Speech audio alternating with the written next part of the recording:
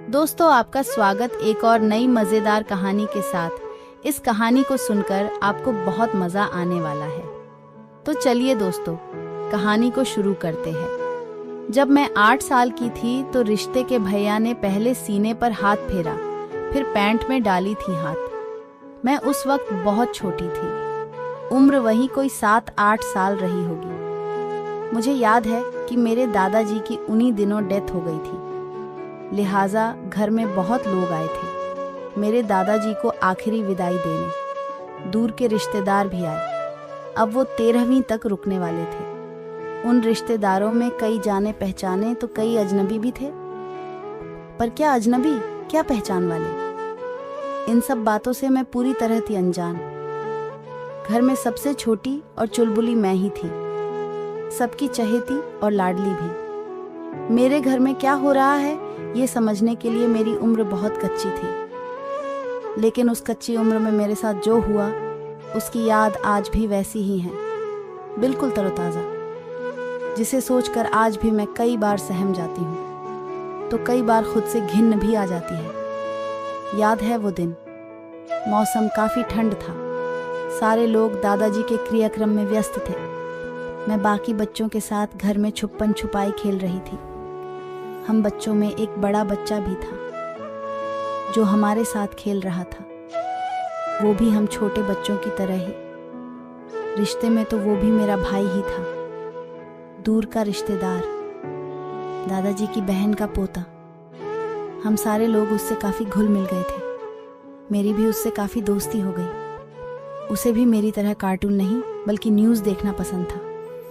वो मुझे सबके सामने प्यार करता, छोटी हूँ कहकर पुचकारता भी, मेरी होनहारी की तारीफ करता, कभी गोद में खिलाता तो कभी गोद में उठाकर बाहर भी ले जाता, कभी चॉकलेट खिलाने तो कभी यूं ही घुमाने। पर उस दिन बहुत कुछ अजीब हुआ, इतना अजीब कि मैं आज भी उसे घटना को याद कर उसे महसूस कर सकती हूँ। और फिर सारी तस्वीरें मेरी आंखों के सामने ऐसे आ जाती हैं जैसे कोई डरावनी फिल्म। एक दिन अचानक कमरे में मैं उसके बगल में छुप गई। मैंने उनसे कहा भी, भैया किसी को बताना मत, मैं आपके पास छुपी हूँ। ठीक है, नहीं बताऊंगा। उसने यही कहा था। खेल का बहाना देकर उसने मुझसे कहा, मेरे पास आ जाओ, मेरे इस कंबल में जहाँ मैं तुम्हें छुपा लेता हूँ और कोई भी तुम्हें नहीं ढूंढ पाएगा। फिर ठंड भी थी और मैं छुप गई, क्योंकि वो खेल मुझे जीतना था और मैंने उसकी बात मान ली। उसने मुझे प्यार से पुचकारना शुरू किया। मुझे अच्छा लगा रहा था, पर धीरे धीरे मुझे अजीब सा लगने लगा। वो प्यार से पुचकारना अब अच्छा नहीं लग रहा था। वो मेरे सीने को छू रहा था। उस वक्त तो मेरा सीने पर कुछ था भी नहीं, बिल्कुल मैं आम बच्चों की तरह थी। उसने मेरे निप्पल पर जोर से छूटी काटी। मैं चीख उठी, चिल्लाई, पर शोर ज़्यादा दूर नहीं जा सकी, क्योंकि उससे पहले ही उसने मेरा मुंह बंद कर दिया।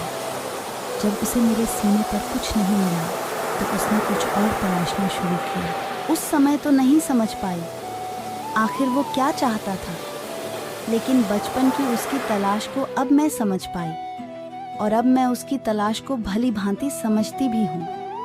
वो अपना हाथ मेरे पैंट के अंदर की तरफ बढ़ाने लगा और धीरे धीरे उसने मेरे प्राइवेट पार्ट को छूना शुरू किया।